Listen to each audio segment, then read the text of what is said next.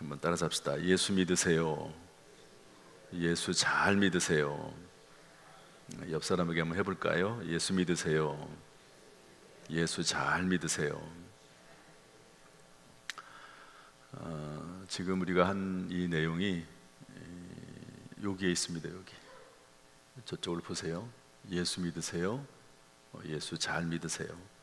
10년 전에 우리가 예배당을 건축할 때 어떤 분이 헌금하셔서 또 김은경 집사님이 디자인하고 제작한 그런 동판입니다.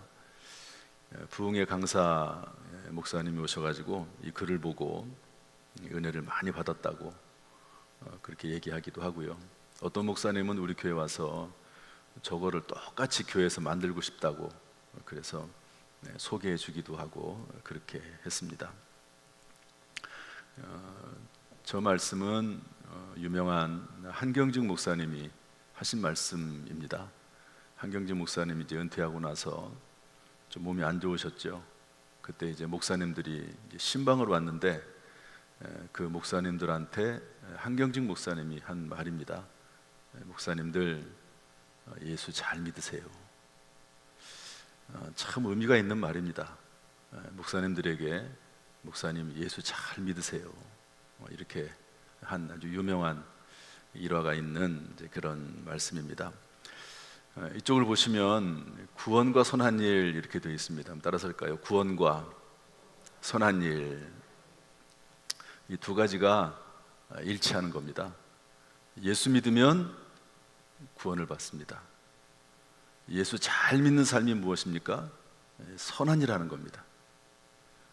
예수를 잘 믿으면, 다시 말해서 말씀 따라 선한 일을 하면 이 땅에서 하나님께서 복을 주시고 하늘나라에서 상급과 면류관을 주십니다.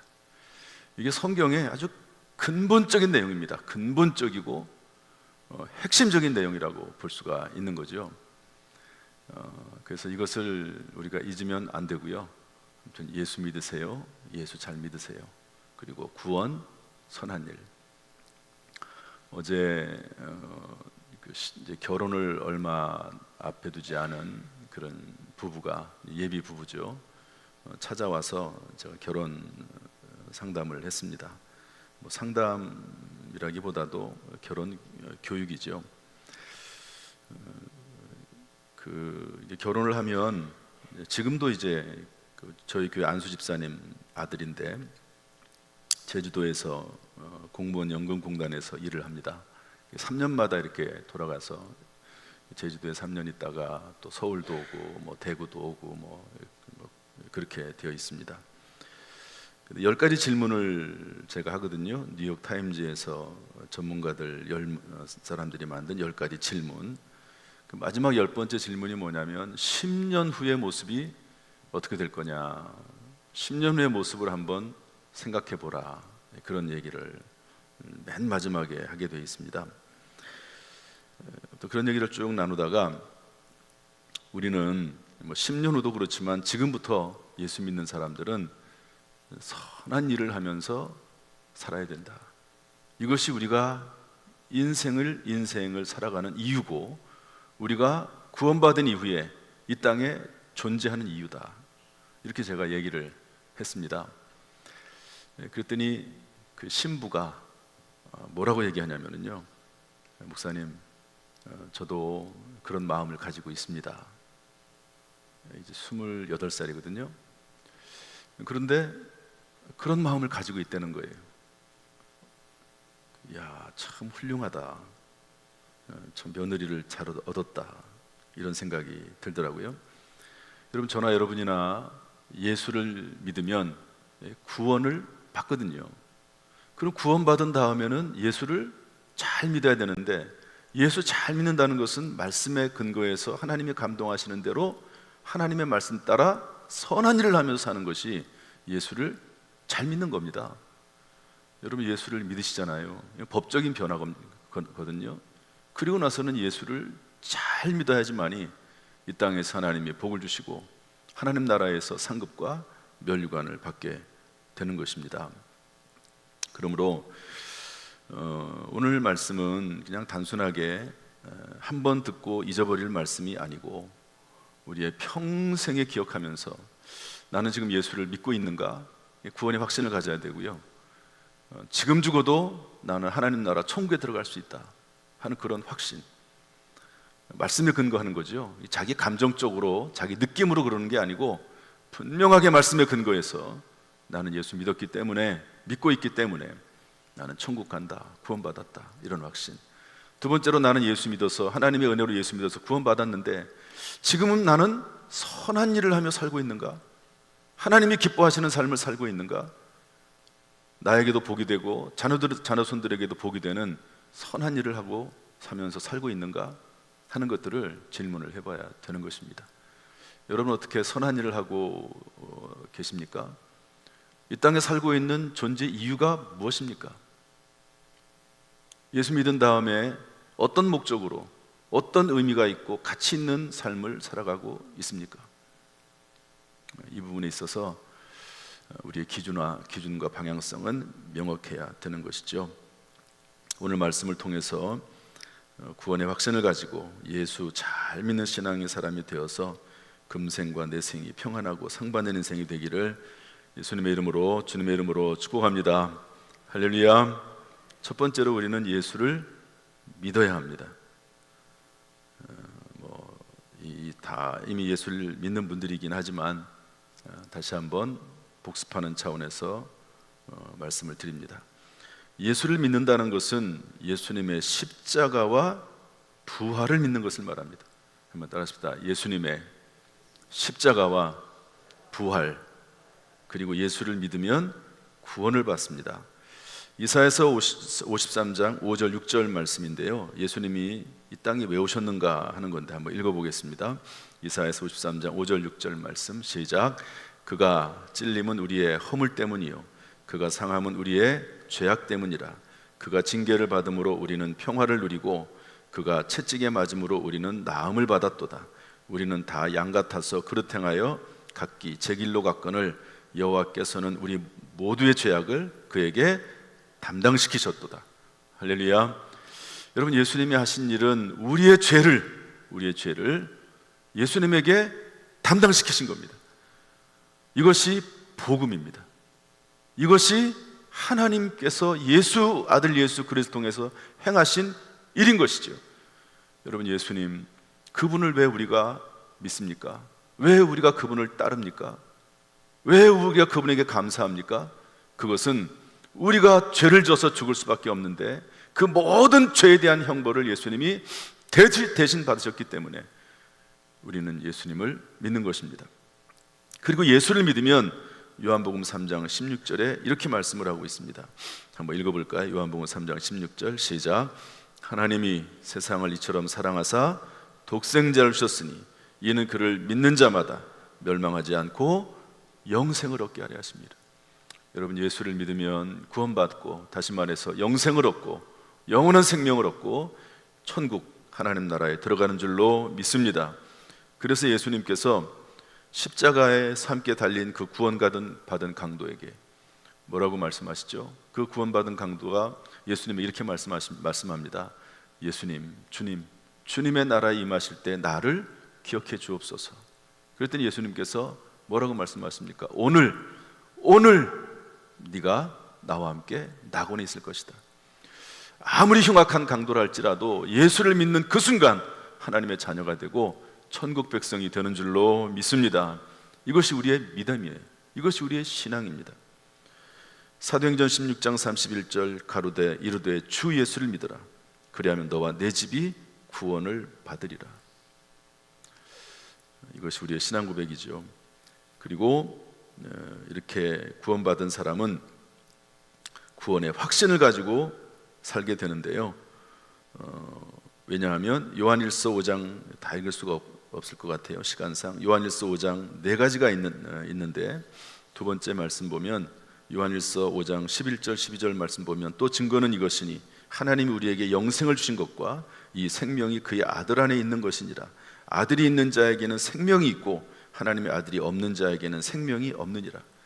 예수님을 영접을 하면 성령으로 내 안에 들어오시죠. 예수님께서 예수님은 생명이시기 때문에 예수님이 내 안에 들어오시는 순간, 성령으로 들어오시는 순간 내 안에 생명이 들어온 것입니다.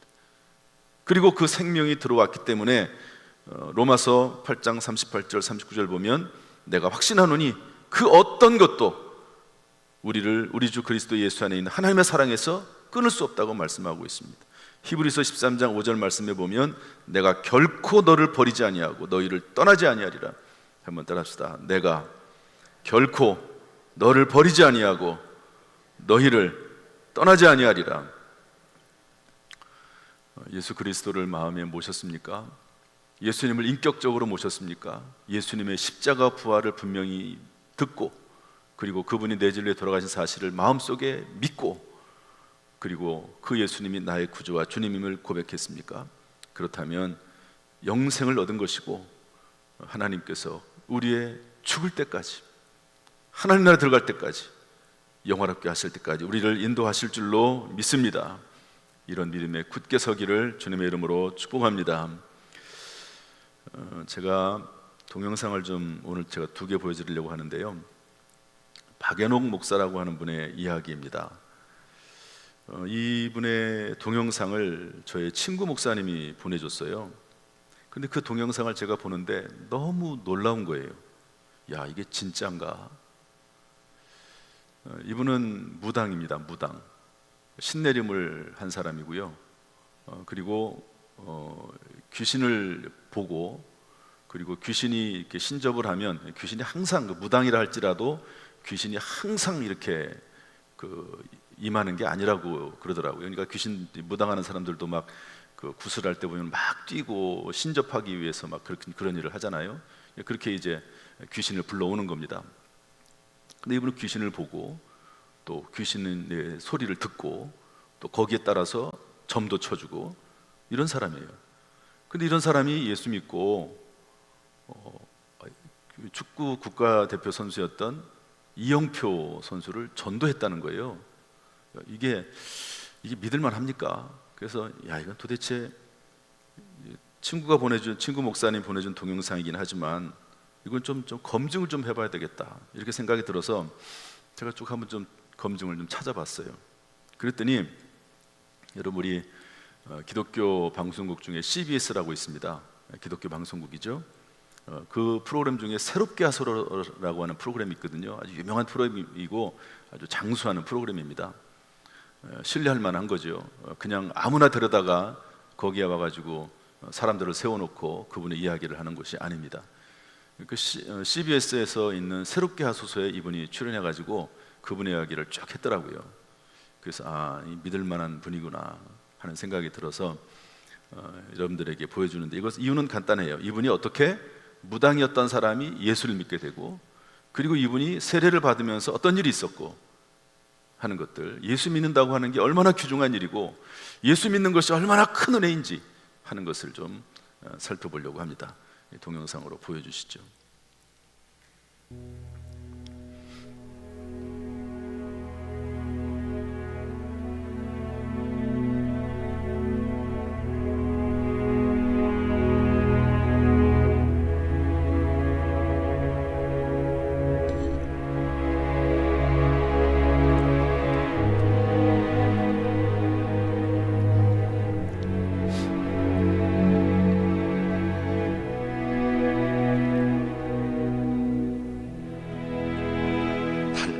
울다가 생각을 했죠. 그래, 죽든지 살든지 간에 내 몸에 있는 귀신 한번 떼어내보자.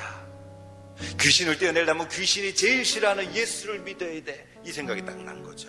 전지전능하신 하나님, 모든 것을 알고 모든 것을 할 수 있는 분이라면 어쩌면 나를 귀신들로부터 지켜줄 수 있을지 몰라.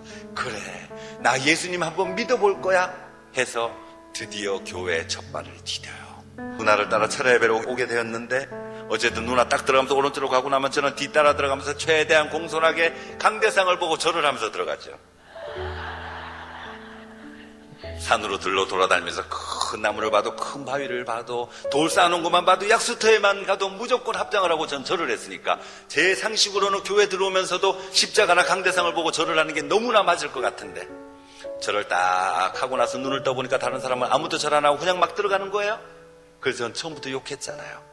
야, 예수 믿는 것들 진짜 매너 없네. 한 놈도 절 안 하고 그냥 막 들어가는구만. 욕을 하고 교회에 들어왔어요. 목사님 설교 말씀을 열심히 듣고 통성기도 시간이 됐어요. 많은 사람들 폼나게 멋있게 두 팔 들고 기도하고 할 때 저는 저만의 노하우가 있어요. 완전 자동으로 몸이 앞으로 뒤로 껐덕거리면서 손바닥이 비벼지는 거죠.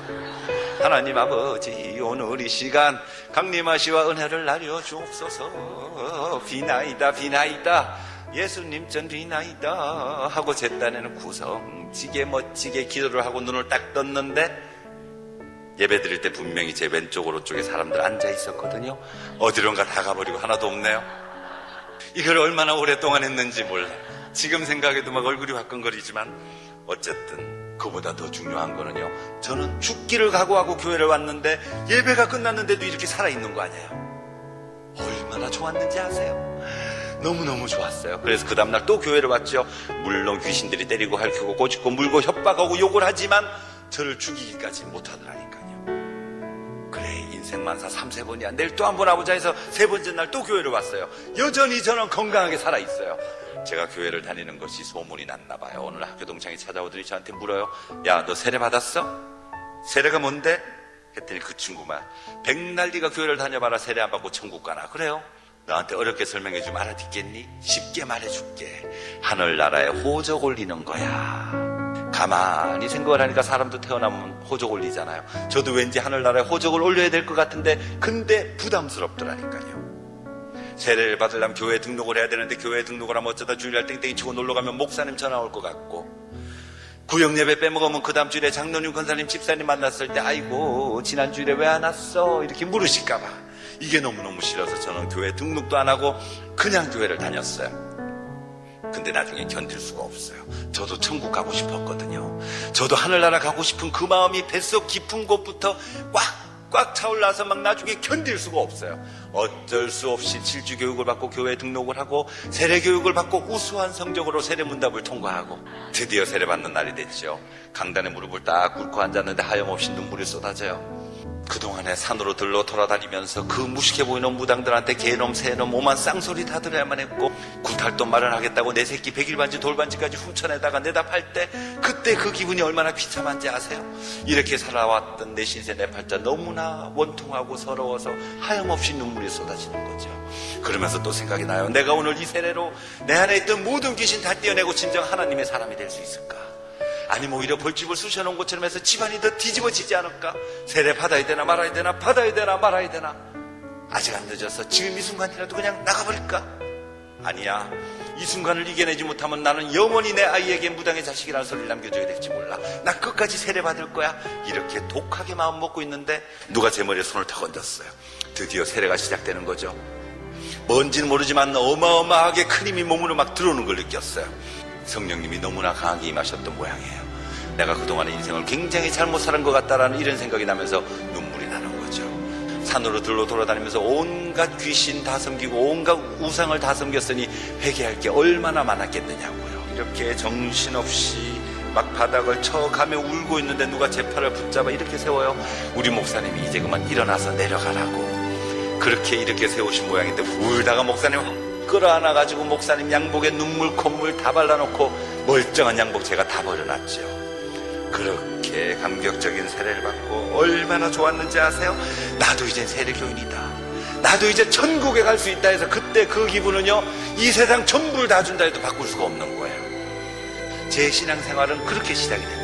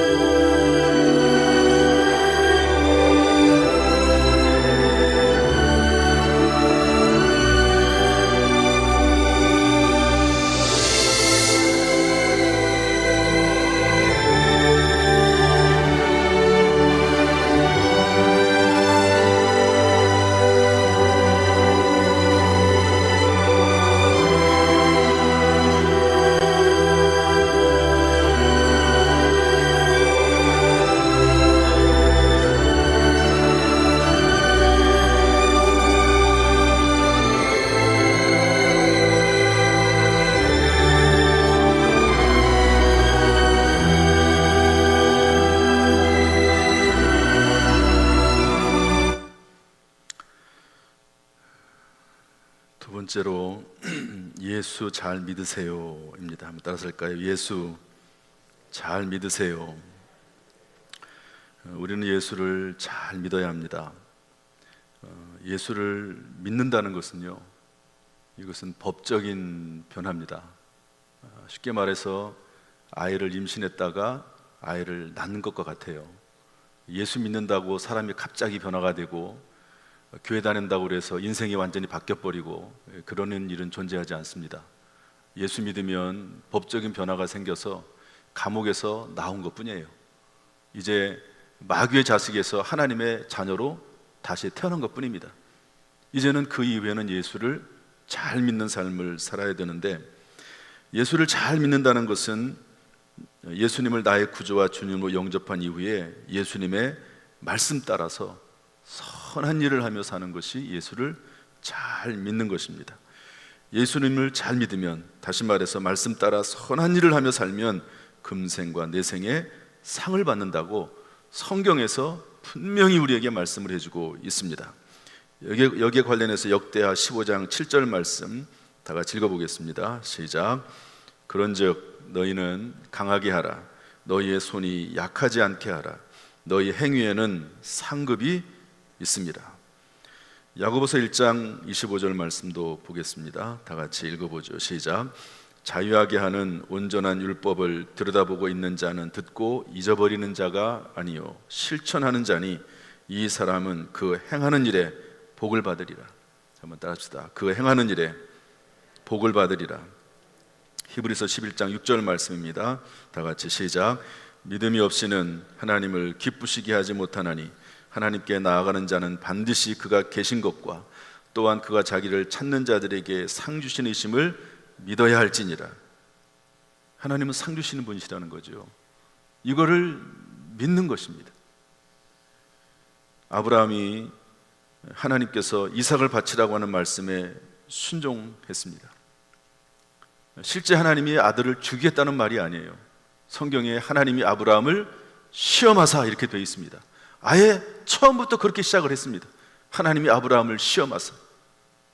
이 시험에 통과했더니, 하나님의 말씀에 순종했더니 창세기 25장 22장 15절부터 말씀 보면 내가 너에게 큰 복을 주고 너의 씨가 크게 번성하여 하늘의 별과 같고 또 너의 씨로 말미암아 천하 만민이 복을 받으리니, 이렇게 말씀하시고 나서 이는 네가 나의 말을 준행하였습니다. 한번 따라합시다. 이는 나의 말을 준행하였음이니라. 사도 바울도 이렇게 디모데후서에서 말씀합니다. 나는 선한 싸움을 싸우고 나의 달려갈 길을 마치고 믿음을 지켰으니 이제 후로는 나를 위하여 의의 면류관이 예비되었으므로 주 곧 의로우신 재판장이 나에게 그날에 내게 주실 것이며 내게만 아니라 주의 나타나심을 사모하는 모든 자에게도니라.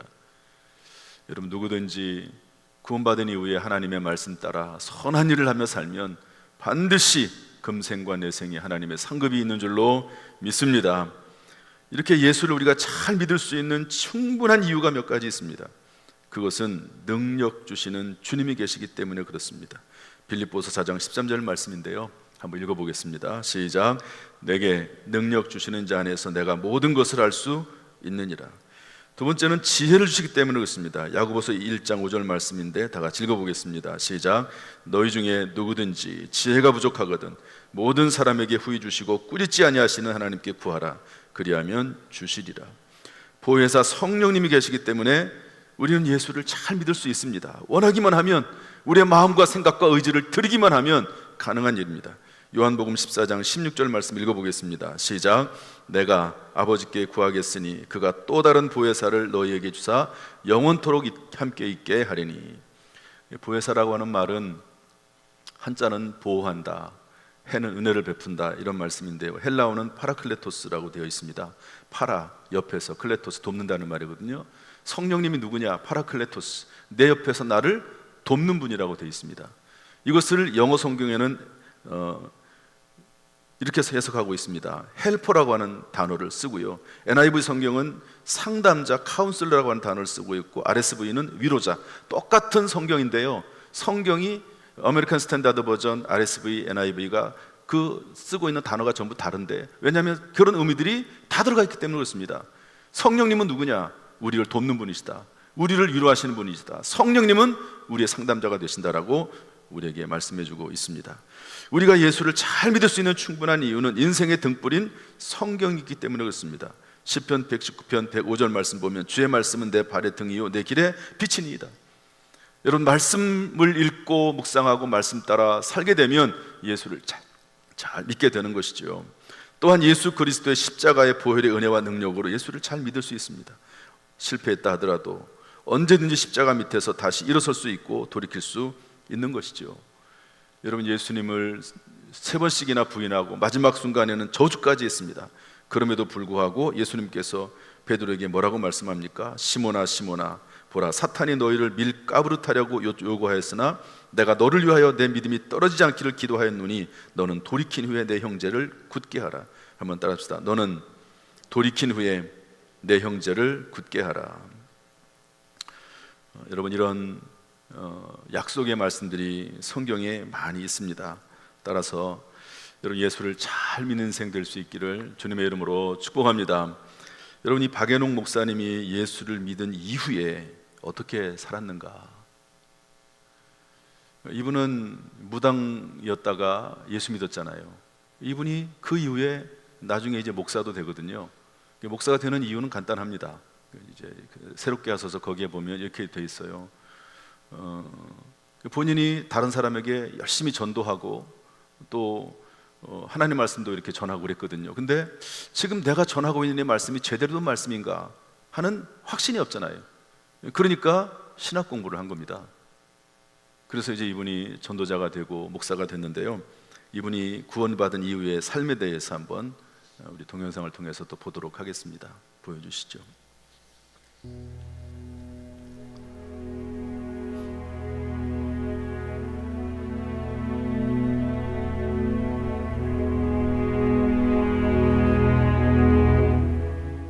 집에서 어느 날 TV를 보다가요, 축구 시합하는 걸 우연히 보게 됐어요. 많은 선수들 가운데 어떤 선수 하나가 눈에 딱 띄었어요. 머리가 짧더라고요. 이게 누구냐? 이영표 선수였어요. 인상이 참 깨끗하게 생겼다, 이 정도 생각하고 그날은 지나갔죠. 며칠 후에 우연히 또 TV를 틀었는데 공교롭게도 그 팀이 축구 시합하는 걸 또 TV 중계를 해줘요. 지난번에 봤던 그 선수네? 그리고는 아무 생각 없이 제가 쓴 책을 딱 꺼냈어요. 첫 장을 넘기고 글을 쓰기 시작하죠. 부지런히 운동장을 뛰어다니는 그 모습이 정말 아름답습니다.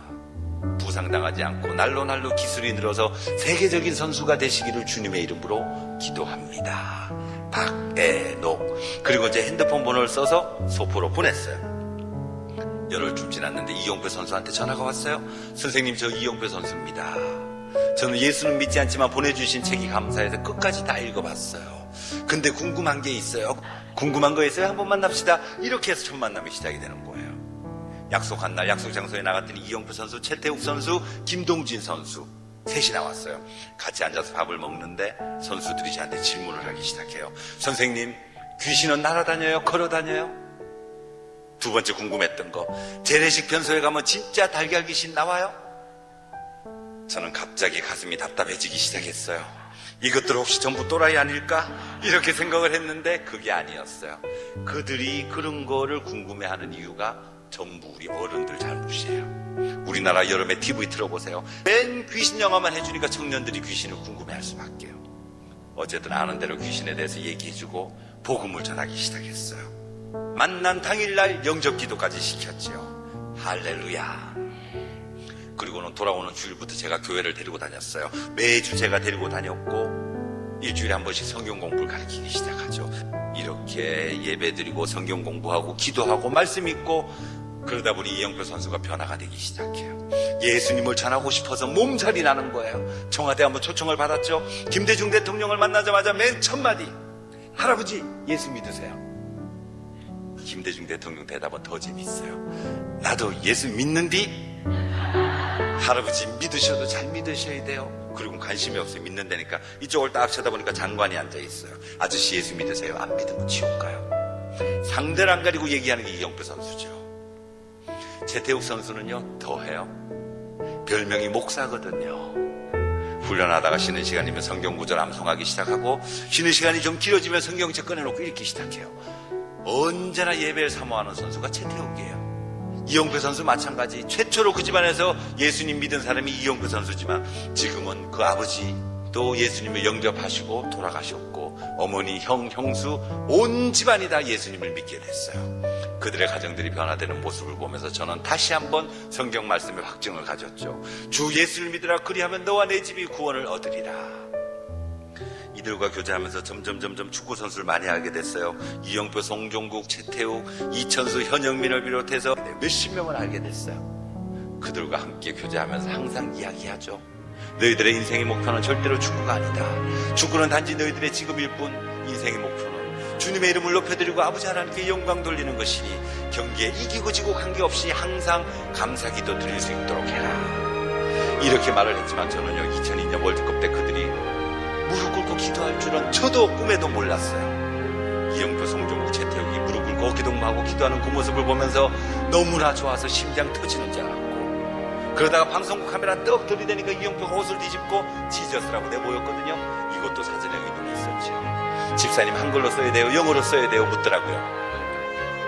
한글로 쓰면 안 된다, 전 세계가 봐야 되니까 영어로 쓰자, 그냥 심플하게 크게 지저스라고만 쓰자, 이렇게 해서 디자인을 해갖고 유니폼 속에 입고 경기를 했던 거죠. 2002년 월드컵 때 태국 전사 23명 중에 18명이 크리스찬이었어요. 그래서 4강까지 갔는지도 몰라요. 어쨌든 저는요, 예수님 믿고 나서 수지 맞았어요. 제가 예수님을 믿지 않았으면 어떻게 이렇게 가슴 벅찬 월드컵을 맞이하고 신나게 재미나게 살아갈 수가 있었겠어요.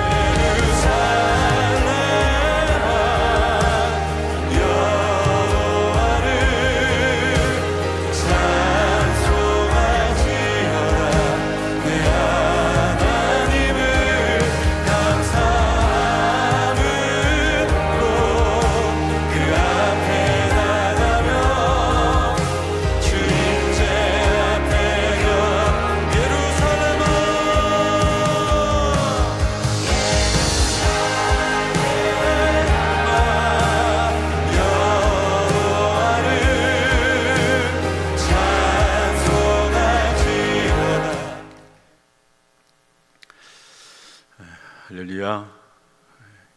여러분 놀랍지 않습니까?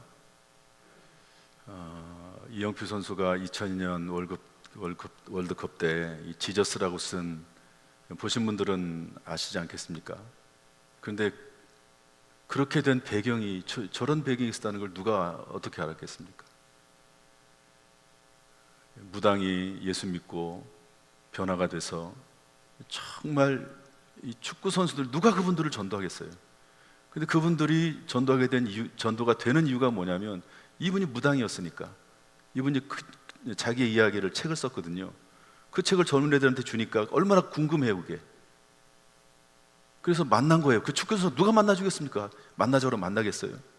그런데 이 사람이 무당이었고 예수 믿고 변화가 되니까, 사실은 뭐 예수 믿으려고 만난 게 아니고, 도대체 귀신은 정말로 있는지, 귀신은 어떻게 되는지 그걸 알고 싶어서 만나고 싶었는데 예수 믿고, 그런데 2000년 월드컵 때 저렇게까지 사람이 쓰임받고 변화가 될 줄을 누가 알았겠습니까?